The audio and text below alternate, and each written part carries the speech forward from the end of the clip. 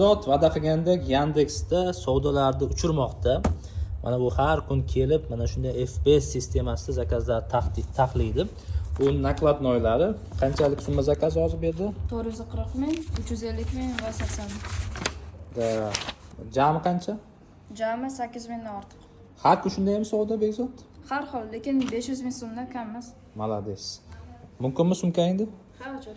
Tak, bu yerda mana uni tillariga, o'qishiga ham qaraydi, kurslarga ham borib, undan chiqib, keyin mana shu savdo bilan shug'ullanadi. Papkasida shtrix-kodlar, qaychilar, korobkalargacha bor. Bekzod juda hayratchan bola. Mana shu yoshda, 14 yoshda telefon o'ynab, vaqtini bekor o'tkazayotgan yoshlarga bu videoni jo'natib qo'ying albatta, chunki bu yoshda har kun 500 ming bo'lsa, taxminan 100 ming so'm, 150 ming so'm sof foyda qilyapti. Oyiga 5 million topayapti. Qo'shimcha ravishda. Qancha vaqt ketyapti bir kunda? Bir kunda 3-4 soat. Nimaga sarflaysan 3-4 soat? Yandexda kartochkalarni yaratish yoki shu zakazlarni olib borib beraman. Shu yo'lga ko'p vaqt ketib qoladi. Asosiy vaqt yo'lga ketib qolyapti-da. Da shunday. O'z platformada ishlashga uncha ko'p vaqt ketmaydi, asosiy shu yo'lda. Xullas, jo'natib qo'yamiz bekorchilarga.